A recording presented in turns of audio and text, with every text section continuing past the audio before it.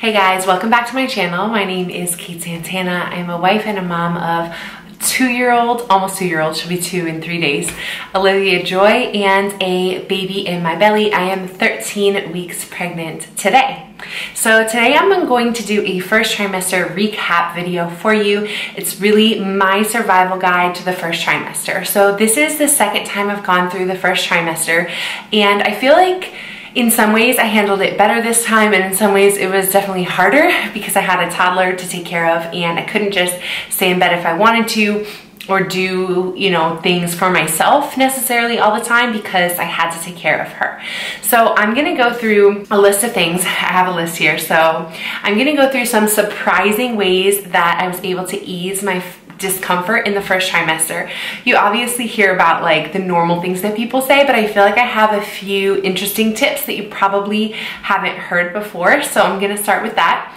Then I'm going to go to how you can feel the baby early. It's not like a guarantee, but I have been feeling this baby since 10 weeks, and I feel like because I know exactly what to look for and what it feels like, I was able to feel the baby moving and at least like the presence of the baby, which I'll explain, at 10 weeks, and it has been super reassuring to get to feel the baby every single day. So I'm going to talk through that, what it feels like. Everybody says like a flutter, but it does not feel like a flutter to me. I'm going to go through what some of my symptoms were and how I dealt with them. Some of the symptoms there's really nothing you can do to deal with, but I'm going to talk about them because some of them I really felt were a sign of like an impending miscarriage, which was super scary, but they were normal symptoms. So I'm gonna go through that.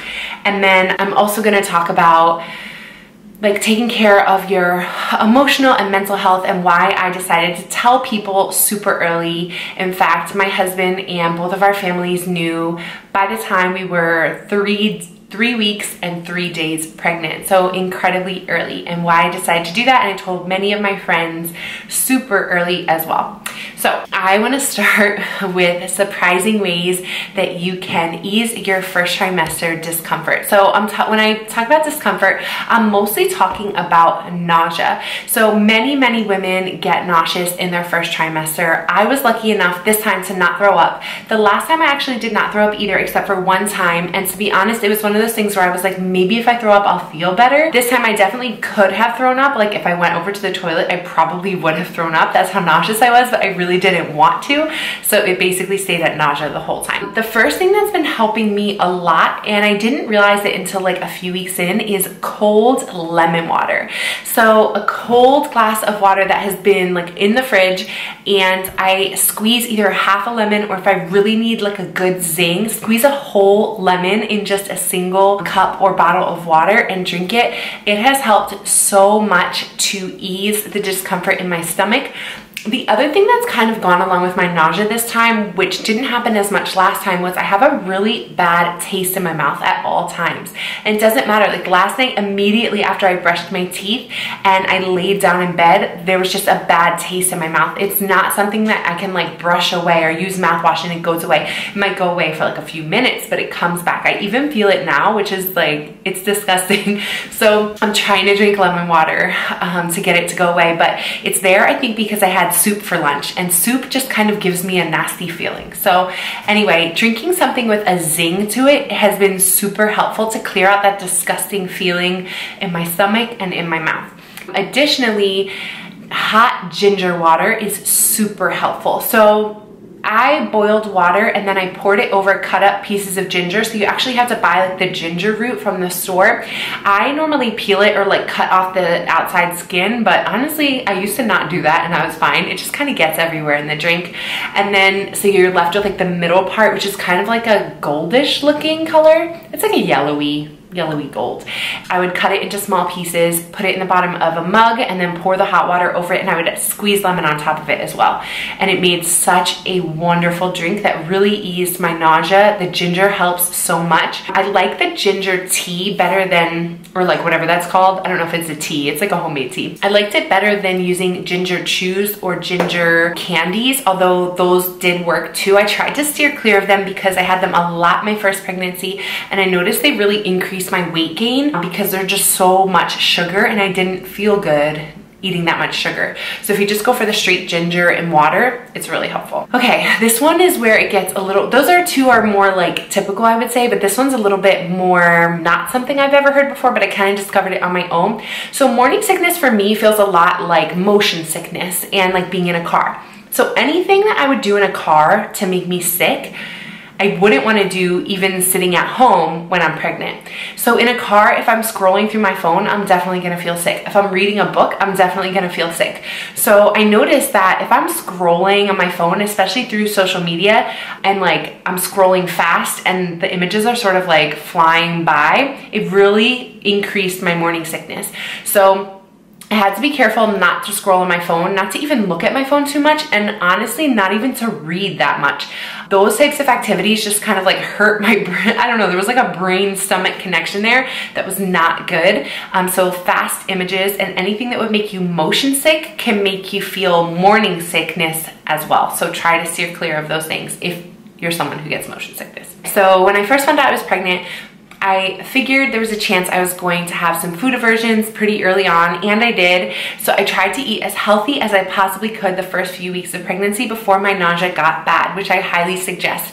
So eat your salads, eat your spinach salads, eat broccoli, eat your greens, eat your vegetables, eat as healthy as you can as soon as you find out, because there's a good chance that those things might make your stomach turn a little bit once you hit like 5, 6, 7 weeks pregnant.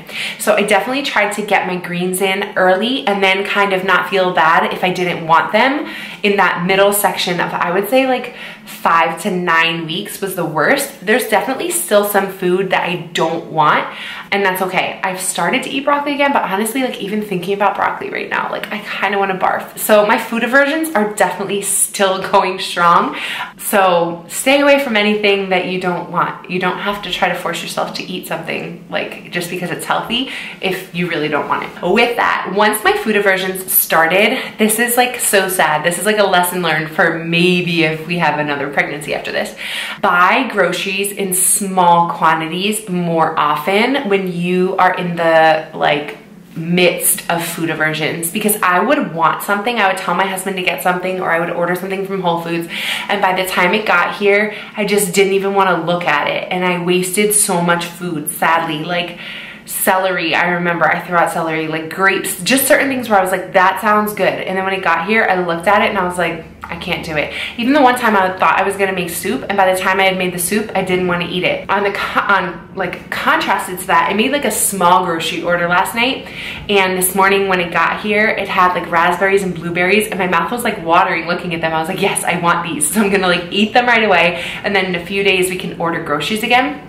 But don't make like a huge grocery haul where you have all this food and you're not even sure if you're gonna want it that day or the next day. I would say buy groceries in small quantities and only buy what you're really craving at the moment, so that you don't waste produce. Also, yeah, I mean, if it's something that's gonna stay in the pantry or in the freezer, that's fine. But if it's something that's gonna go bad within a few days, just tread really carefully, because I feel like I wasted so much food just from not wanting to eat it once I bought it. With that though, I do recommend that you eat the foods that you crave, unless it's something like super crazy.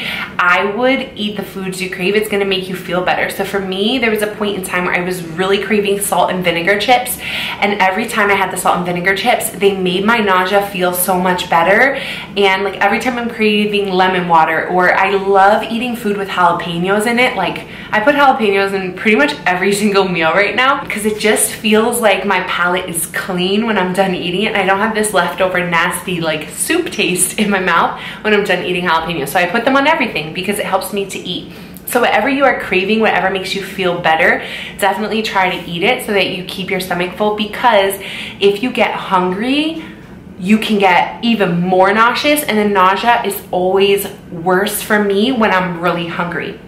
Which brings me to my next tip. I used to sleep with a banana on my nightstand, and as soon as I would wake up, like I would roll over and grab the banana and eat it. The banana really helped to soothe my stomach first thing in the morning and help me to like get my daughter up, get her changed and all of that before I had to go down to the kitchen and eat or I was gonna throw up. So that banana gave me a really good like buffer time to get breakfast started and get breakfast done. If you're really nauseous in the morning and you're planning to go down and like cook yourself eggs or something, or even wait on toast in the toaster, honestly, you might feel so sick you want to throw up before the toast is even popped. I highly suggest a banana by your bedstand just to give you that buffer of time where something is in your stomach and it's nice and like pleasant in your stomach before you work on getting your real breakfast. Okay, so the last thing or the last tip for morning sickness is just to keep it in perspective, especially in those early weeks. Studies have actually shown, and I'll try to put a clip right here so you can see it. Studies have actually shown that morning sickness is protective somewhat against miscarriage. So I believe if you have morning sickness, you have a third of the chance of having a miscarriage as someone who doesn't have morning sickness. And then if you're over 35, I think it drops to you only have a fifth of the chance of having a miscarriage as someone who doesn't have morning sickness. That's not to say that if you don't have morning sickness, you're going to have a miscarriage. There's plenty of people that don't have morning sickness and have healthy pregnancies. But if you are suffering through morning sickness, for whatever reason, they actually don't even know what causes morning sickness, but it is protective against miscarriage to some extent. So that's always good to keep in mind in those few weeks where you're just feeling really, really terrible. I hope you guys are feeling okay or making it through your first trimester if you're watching this and you're pregnant right now. If you have any tips from when you were pregnant or things that are helping you in the first trimester, please leave them in the comments down below so that I can read them. I still get nauseous sometimes, even though I'm 13 weeks, it's getting a lot better. But leave them down in the comments for me or for anybody else to read them. The next thing I want to talk about is feeling the baby early. So I actually started feeling this baby around 10 weeks. Honestly, maybe even a day or two before 10 weeks. And a lot of times what I read was like, first of all, you're not going to feel the baby until at least like 16 weeks, closer to 20 probably. So I'm feeling the baby significantly earlier. Granted, it could just be the way my body is designed. It could be the way my uterus is facing or something like that. But I definitely feel the baby every single day. And what I feel is like a bubble of pressure, okay? So, and it's right, I'll show you, I'm standing up, okay? So like, this is my little baby bump right here. It's pressure right here. So this is my pant line, right? And it's pressure right here. And it's not my uterus that I'm feeling because your uterus doesn't move, right? So if the pressure that I was feeling was my uterus, it would stay there the entire time. But I feel like a ball of pressure. It's almost like if this is my stomach wall, I feel something like pushing on it for 30 seconds and then it releases. And then I feel like a little push here and then it releases. And then like a little ball of pressure here. Or sometimes I feel the pressure kind of just like roll across. So I'm feeling the baby's body weight or like mass. I'm thinking I'm not feeling hands and feet right now. The hands and feet are extremely small. So to feel a kick or feel like a fluttering, I feel like, I don't know, the baby's gotta be much bigger than 10 weeks, but to feel the baby actually moving around and changing position for me has been very easy to feel once I know what I'm looking for. If you're very busy during the day, you probably won't feel the baby doing this, but if you're kind of quiet, like I feel this a lot when I'm just cooking and standing at the stove kind of like stirring. I feel this like motion when I'm laying down at night, things like that. So when I'm being still, I can feel the pressure, but you have to kind of like focus on it and you can feel it. Any pressure that comes and goes is the baby. I mean, unless you have like serious gas, it's not just your uterus, because your uterus isn't gonna be like pressure and then not, pressure and then not. That's the baby. So I hope that's helpful. Let me know if it is, or if you like just don't believe that it's possible for someone to feel the baby at 10 weeks. I read on the like baby forum, someone was like, anyone who says they feel the baby at 10 weeks is a liar. And like, I swear I'm not lying, but you're allowed to have your own opinion. How early did you feel your baby? Let me know in the comments down below. Okay, so let's get to some other symptoms that made me pretty afraid. So I took a pregnancy test at 9 days past ovulation, so incredibly early. It was 3 weeks and 2 days pregnant. So I was 5 days before my missed period. I got a very faint positive, and it was the first pee of the morning. So I told my husband that morning, and his parents just happened to be coming over that day, so we told them as well. And then the next day, so 3 weeks and 3 days, we told my parents because we saw them. We and my sister and her family, we were on vacation. Literally as soon as I told them, and they don't even know this, so this is a surprise to my family, I started spotting, and it was so scary. I definitely thought I was gonna miscarry. I spotted for about 3 to 4 days, and I looked up so much about spotting. I reached out to my friend who I know had spotted early in her pregnancy, and I told her immediately, I'm pregnant, I'm spotting. What was it like for you? It never got too heavy, but I did wear a panty liner for those 3 days, and it did get on there. So it wasn't just something that was like on my toilet paper.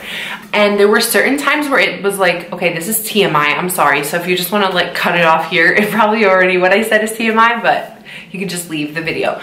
It was kind of stringy, which made me really nervous that it was like a clot, or, you know, it wasn't just like a tint, it was actually like strings of blood. And I remember texting my husband at one point because I was in the bathroom. I was like, I really think that I'm gonna have a miscarriage. But thank God it did not. And everything has been good since then. I haven't had any bleeding. So that was super scary. The other thing is that, and this happened a little bit with my daughter, but even more so with this pregnancy, I have been cramping a lot, like period cramping, back cramping, where it feels, I cannot tell you how many days I felt like I'm about to bleed. Any moment I'm about to bleed. Like, I feel like my period is about to come. You know that feeling where like you just know, you're like, uh-oh, my period's coming, like I need to get to the bathroom now. I feel that, or I felt that all the time. It's definitely much less right now, but that has been so scary. Just going to the bathroom during the first trimester is the scariest thing, honestly. And I remember it being so scary last time too. It's just like you dread to look at the toilet or the toilet paper after you pee. So super scary, but it's been very normal. Like, it's been normal to cramp. So if you are cramping, do not be worried. I remember my first pregnancy, we actually went to the ER because I was cramping so bad. I was sure that I was having a miscarriage, but it was just normal cramping. So definitely cramping is scary, spotting is scary, but none of those things mean that you are having a miscarriage. Obviously they could mean that, but it could also be totally normal. So I hope that that gives you some hope if you are going through some of those symptoms as well. The other thing is, in the beginning, I really wasn't sleeping well. I couldn't sleep. Like, I thought, you know, I'm pregnant, I'm supposed to be tired all the time. And I was tired, but I couldn't sleep, which is so like annoying. Now I'm definitely sleeping a lot better, but I'm talking about up until week probably 7 or 8. I felt so restless at night. Actually, tip, I got out my pregnancy pillow super early, way before I had a bump. It's just like a big hug in bed, like a pillow hug. And I love it, and it has helped me so much to feel comfortable in bed already, and I'm sure I'm gonna use it until the end of the pregnancy. Okay, last thing I wanted to talk to you guys about is telling people early. So I didn't announce on Facebook or Instagram early, but I did feel like, you know what, I want to tell people that I'm close to, people that I would tell anyway if we had a miscarriage.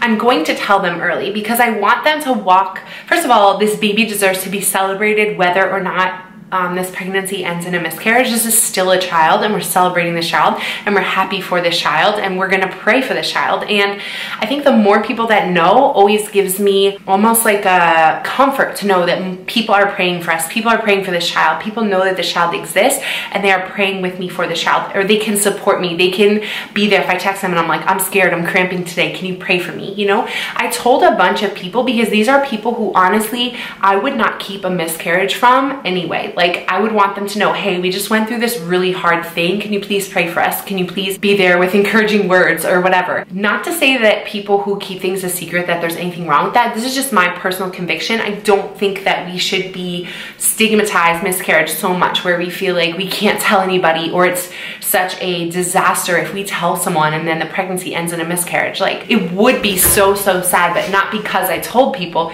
It would just be so sad because we wanted this child, right? So To me, I wanted people who care about us, who support us, to know about this child, to pray for them, and God forbid if anything did happen, that they would be there to pray for us and to pray for us to get pregnant again, right? That's kind of my perspective on telling people, and why we told our family so soon, why we told our friends so soon. Just not keeping something that could be potentially painful from other people who could help us out. Again, everyone feels differently about that. So if you have any comments to share on anything that I said, please go ahead and leave them in the comment section down below. If you liked this video, please go ahead and give it a thumbs up. I would really appreciate it if you would share, if you would comment, if you would subscribe. It helps my channel to grow. I'm so excited to do weekly videos again, so you guys are gonna see me pretty often. I hope that you're doing well, and I will see you next week. Bye guys.